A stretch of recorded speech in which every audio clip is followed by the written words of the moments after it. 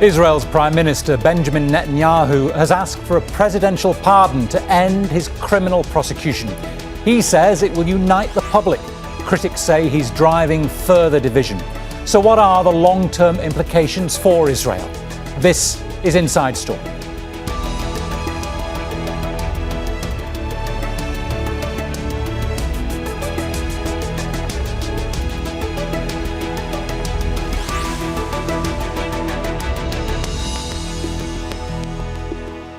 Hello, welcome to the programme. I'm Bernard Smith. More than a month after US President Donald Trump urged Israel's president to pardon Benjamin Netanyahu in his corruption trial, well, the Prime Minister has made an official pardon request to President Isaac Herzog. This has sharply divided Israel, just as Netanyahu himself has for much of his long political career. Despite an international criminal court arrest warrant on charges of war crimes and crimes against humanity in Gaza, Netanyahu remains Israel's most powerful political figure. His supporters say he's the man who defends Israel against many threats. Opponents say his violent hostility to Palestinians and divisive military and political strategies threaten Israel's future. We'll explore the different arguments with our guests in a moment. First, this report from Imogen Kimber. Benjamin Netanyahu has been at the top of Israeli politics for decades.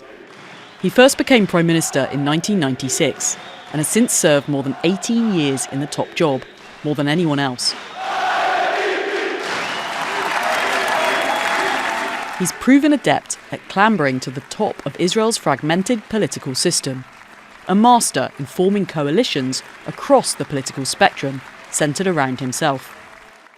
But his career has been synonymous with violent oppression of Palestinians and conflict with other states in the region, notably Lebanon and more recently Iran and Syria, which critics say he uses to maintain power. Netanyahu faces an arrest warrant for war crimes by the International Criminal Court for the genocide he led in Gaza, which killed more than 70,000 Palestinians. But what has been testing his political survival skills is his years-long corruption trial. He faces 3 separate cases of corruption, including accusations of accepting hundreds of thousands of dollars worth of luxury goods, and 2 other cases on charges of trying to negotiate favourable coverage from 2 Israeli media outlets. Determined to survive, Netanyahu's requested a pardon from President Isaac Herzog, saying it's in the best interests of Israel. The state of Israel faces immense challenges, and alongside them tremendous opportunities. To repel the threats and to seize these opportunities, national unity is required. The continuation of the trial is tearing us apart from within, stirring intense divisions and deepening rifts. He added that US President Donald Trump supports a pardon. Hey, I have an idea. Mr. President, why don't you give him a pardon?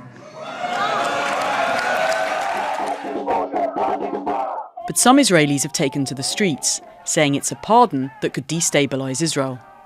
President Herzog, your job is to protect the Israeli democracy. If you will demolish law and order, this might be the end of the Israeli democracy.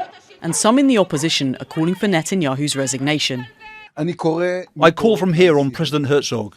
You cannot grant Netanyahu a pardon without an admission of guilt, an expression of remorse, and an immediate withdrawal from political life.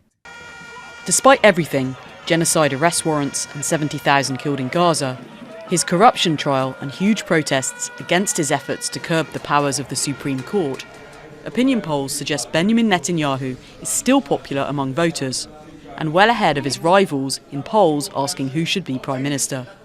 Imogen Kimber, Al Jazeera for Inside Story.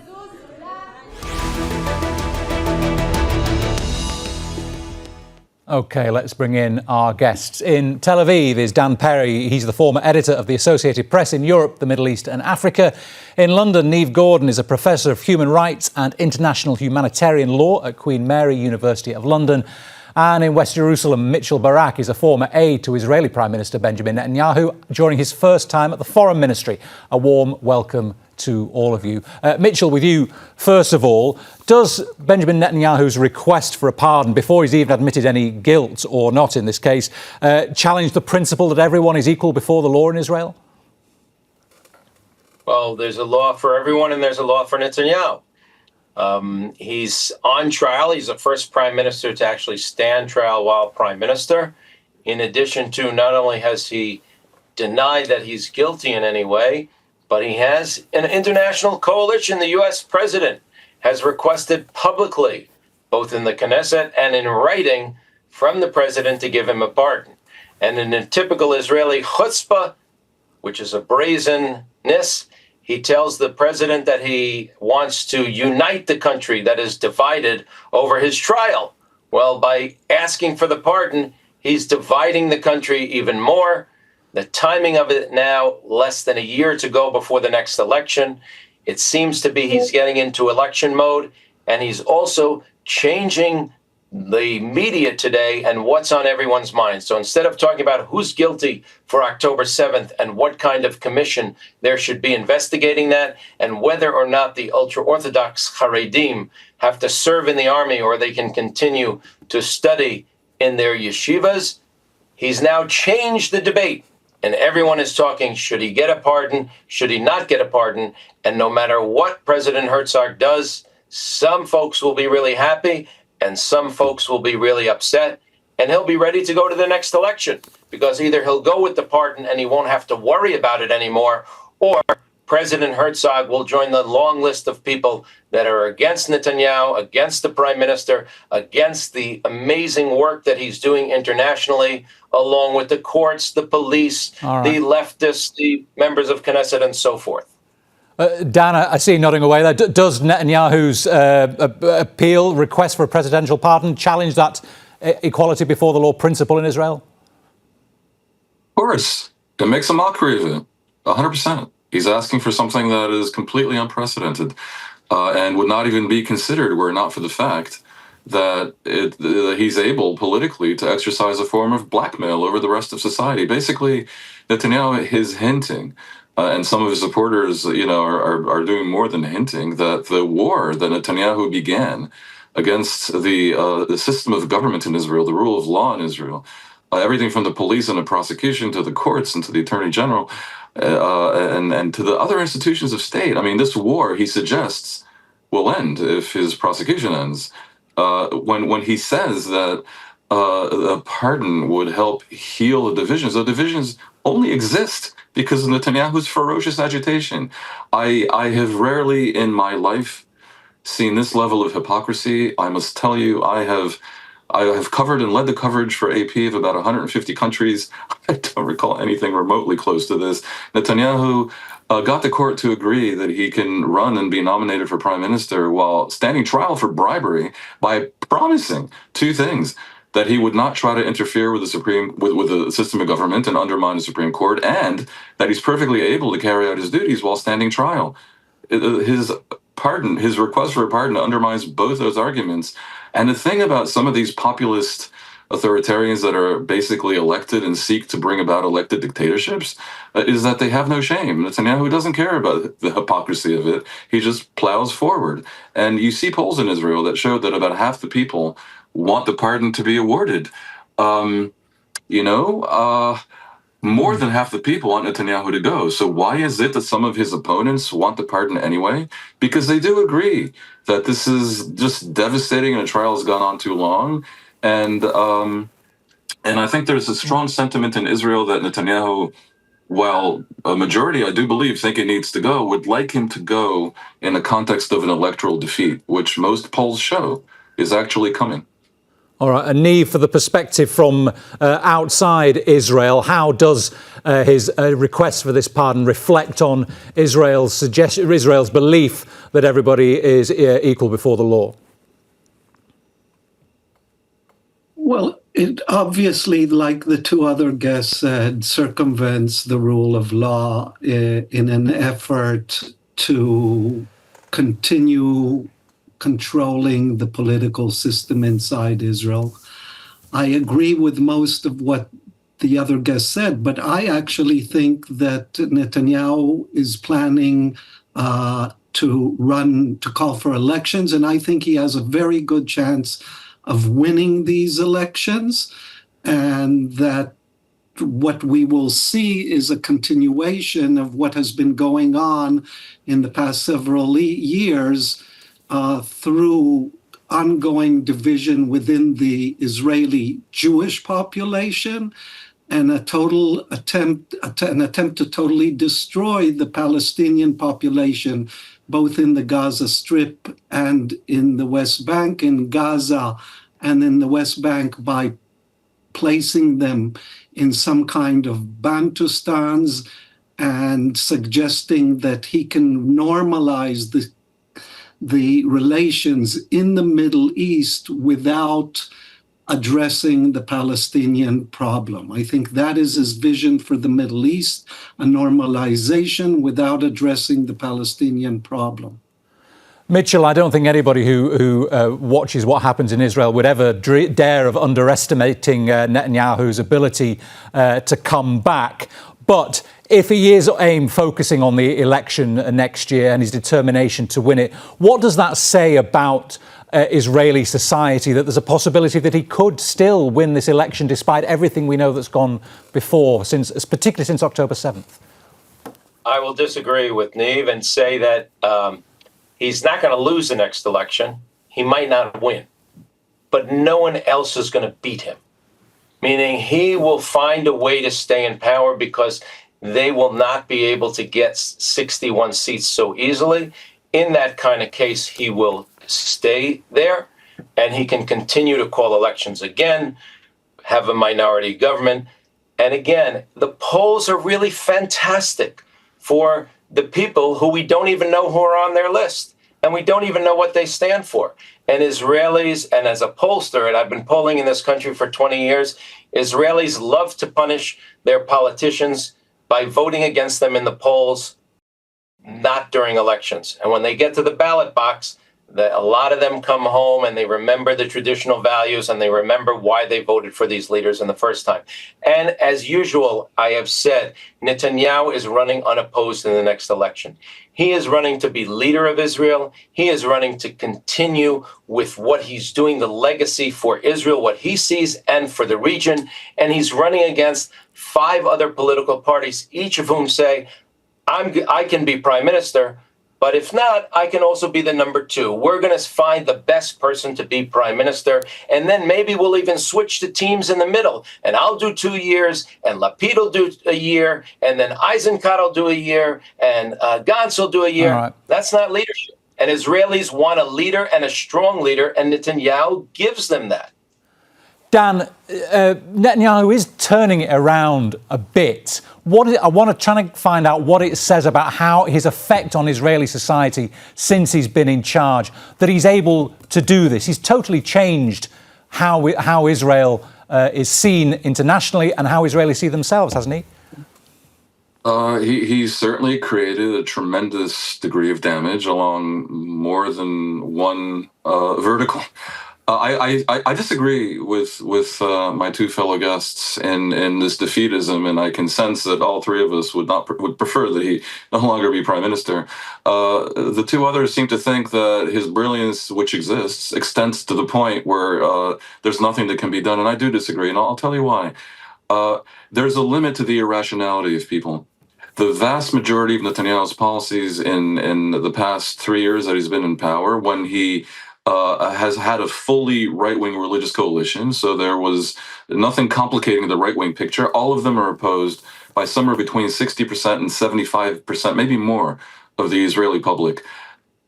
2/3 to 3/4 opposed his effort to Putinize the country and turn the government into an elected authoritarian near dictatorship. 2/3 to 3/4 would have ended the war long ago when it became clear that they can get back the hostages in exchange for an end to the war and live on to fight another day. And that, in the end, despite the declaration around the Trump 20-point plan, is more or less what happened. A vast majority, probably 3/4 or more, want to proper a national inquiry commission into what happened on October 7th, which was a devastating failure of on almost every level, including the government level. Netanyahu just set up a whitewash commission. 3/4 want Netanyahu's allies, without whom he has no majority, the Haredim, to stop being given extra legal mass exemptions from the military, which are no small thing when they currently comprise one sixth or more of all the Jews in Israel. His policies are so opposed by strong majorities that there's a reason why, therefore, this is reflected in the polls that show that if an election were held today, in terms of the 120 Knesset seats, Netanyahu would get about 50 and the opposition would get about 70. Now, this is incontrovertible, and those polls haven't changed for about 2.5 years. Now, I understand there's problems as well. Of course, the opposition is indeed divided. They haven't picked a singular leader, and there are political calculations why they haven't done that. Perhaps they should, because indeed some people want a strong leader. Undoubtedly, this helps Netanyahu, the fact that he has cohesion. But I'll say something else. The 1/3 or so of the people who want him to stay, more than half of those are Haredim. They are at this point in such loggerheads with the rest of the country that this issue will help the opposition coalition in the next election. They have shown incompetence in the past, and it wouldn't surprise me if they displayed it again. But the coming election is really theirs to lose. And of course, there's every reason to suspect the Likud and Netanyahu will try to falsify the elections, first and foremost, by either banning the Arab parties or trying to compel the Arabs to somehow not vote. And I wouldn't be surprised if the result in the run will be engineered violence inside Israel. Okay, Neve, to avoid addressing perhaps some of those many domestic issues that Dan talks about, Netanyahu's always styled himself as Mr. Security, protecting Israel from the existential threats of Iran, from Hezbollah, from Hamas. But by focusing on that, what has that done to not address the tensions, the civil religious tensions that exist in Israel, and of course the Israel-Palestine conflict? So just to answer also Dan and your question, Netanyahu has taken over the security apparatuses in Israel. He has appointed the head of Shabak. He has appointed a head of the IDF, and he's going to appoint the head of the Mossad. He is presenting his legacy as one that managed to bring back Iran's nuclear program by many years, that managed to destroy Hezbollah, that managed to defeat Hamas and destroy the Palestinians in Gaza, that managed to negotiate with Saudi Arabia. And he's telling the Israeli public, listen, I am the security leader here in the Middle East. We are living in a jungle. This is a villa in the jungle. And the only person that can navigate this complex situation is me. And the Israeli public is listening. And I disagree with Dan. I think that when push comes to shove, and like Mitchell said, on election day, Netanyahu will have his day. And maybe he will not have a broad coalition, but he can have a minority government, and he will continue devastating what I call the democracy for the Jews in Israel, which is continuing the overhaul of the judicial system, continuing his control of the media, and continuing his control of the cultural institutions, so that by next time there will be no chance of changing the trajectory. All right. Mitchell, a bit more on that. Netanyahu is often accused of deliberately dividing Israeli society along political or religious or ethnic lines to shore up his base. But what impact would you say that has had, if it has had impact, on the sort of cohesion of the Jewish population as a whole in Israel? There's not a cohesion. There's a very big divide of the people that are for the government and for Netanyahu and the people that are against. Now, interestingly enough, many of his base supporters, the Likud supporters, are against this kind of draft bill, which is going to give the ultra-Orthodox, the Haredim, a free pass with the army so that they don't have to go. But he's still going to do that. And it's not clear that he's going to pass the legislation. So between now and the next few months, if he fails in the legislation, that's also good for him, because he can go to elections. He can call elections. He say, listen, I tried to pass it. I couldn't pass it. And then he can even move more to the center. And at the end of the day, we very well likely and could see in the next government Netanyahu heading the government, and all of these little Putin parties that are saying, we're going to run against Netanyahu and we can replace Netanyahu, are actually going to join him, because at the end of the day, these are the Zionist parties that agree with equality in Israel and everyone should serve in the army. So isn't it better that we join Netanyahu and then talk about his retirement and make sure that the ultra-Orthodox go to the army? Or should we stand on our principles and let Netanyahu form another right-of-center government with the ultra-Orthodox? And as one of the guests said, the other group of people haven't picked a leader yet. Well, that doesn't work in leadership. You don't get together 5 people and say, hey, who's going to be the best leader, guys? Yeah. You have to see who is the leader. Who's the guy in that group that's saying, I'm going to be the prime minister. I'm the only one that can be better than Netanyahu. And if I'm not there, we're all going to die. And nobody says that, because they haven't figured out the leadership code that Netanyahu has. And we haven't even mentioned that once there is an election, the number one campaigner for Benjamin Netanyahu is going to be Donald Trump. Yeah. And that's going to have a very big effect on Israelis, because he's going to come in and they'll invite him to the White House, and maybe he'll give him a Congressional Medal of Honor because at one time he was an American citizen, or he'll get the Foreign Citizen Award, or he'll get something. And Israelis will say, well, voting for Netanyahu is also getting Trump in Congress. Sure. Why would we be so crazy not to do that? All right. Dan, what impact has Netanyahu's policies had on the cohesion of the Jewish population in Israel? It's been devastating. Netanyahu's policy has absolutely been to divide and conquer, going all the way back to the 96 election, or just thereafter, when he told the famous Israeli rabbi, the left have forgotten what it is to be Jews. That is his modus operandi. An American political operative named Arthur Finkelstein trained him in this, and he has absolutely devastated Israeli cohesion, no doubt about it. I think, however, that my colleagues here reflect the trauma of this period under this leader, where you are betraying what I think, with respect, is an infantilization of the public. You think they want a leader, you think they're going to be impressed by shiny things. Some people, for sure, some people, but you're assuming there is no limit to the irrationality, and I'm simply suggesting there is a limit. I do not underestimate Netanyahu at all. He is the best campaigner, and he does have his 35-40% united behind him. That's true, whereas the others are divided, but they're united in wanting him gone. They're united in rejecting the Putinization of the country. They're united in rejecting the idea of these special, absurd rights for the Israeli Haredim, who, by the way, are doubling as a proportion every 20 years, partly because of child subsidies that are funded by the rest of the people. If this doesn't change, Israel is in grave existential danger. And organisms and parties and companies and people and countries and societies have a desire to live. And at this point, that desire so clearly points to the defenestration of the right religious bloc that there is a reason why the polls all show a 20-point gap.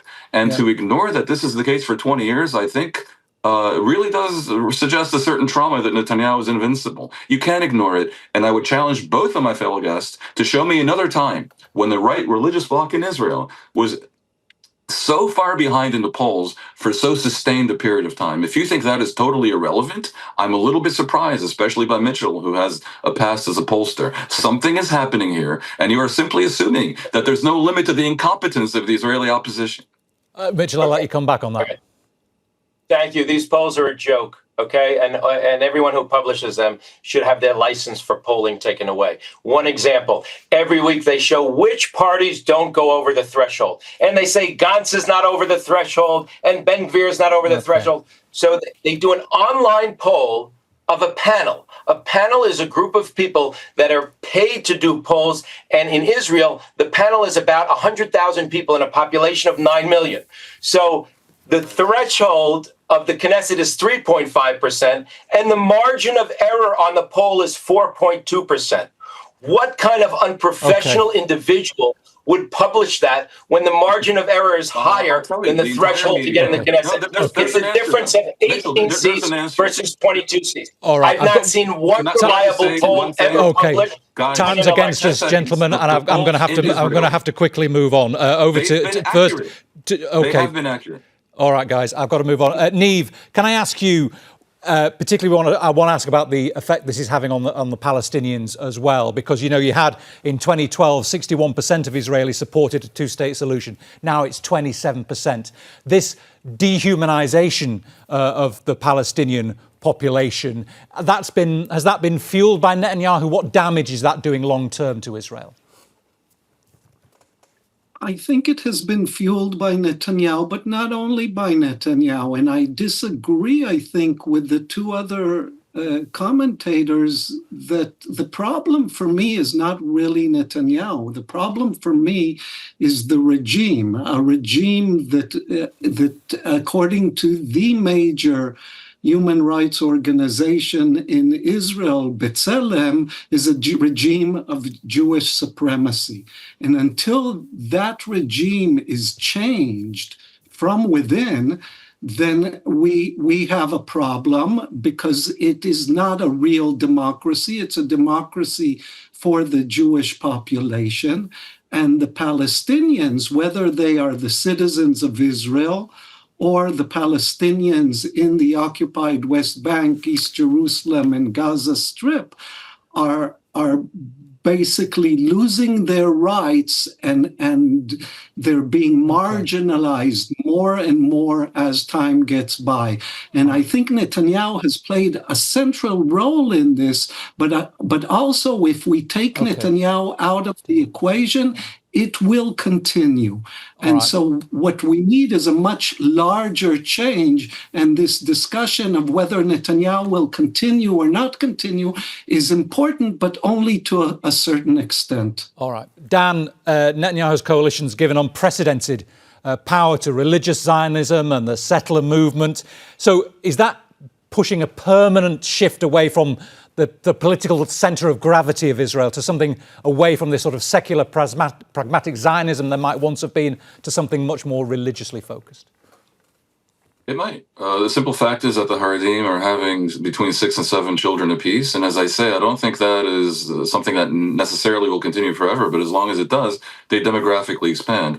Their way of life is economically unsustainable. So there is some thought that maybe attrition can happen. But without a doubt, things are moving in that direction. I agree that it's not all about Netanyahu. It's a simple question of whether the right religious bloc stays in power.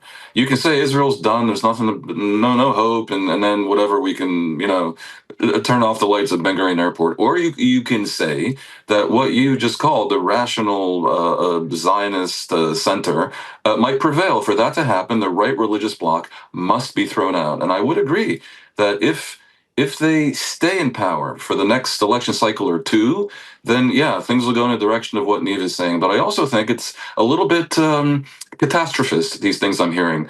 I bet you many viewers don't know that the 2 million Arabs of Israel, who are 20% of the population, have basically full rights. I know there are problems, like there are problems for minorities in various countries, but they basically have full rights. The government in Israel currently, vile though it is, hasn't really changed that. I have no doubt they're trying to ban the Arab parties. They will try to change it, but there still is hope for the rational side of Israel to circle the wagons and to do a correction. I would absolutely agree that if Netanyahu stays in power for much longer, if the Likud stays in power, because that is the problem, then indeed Israel's in desperate and existential danger.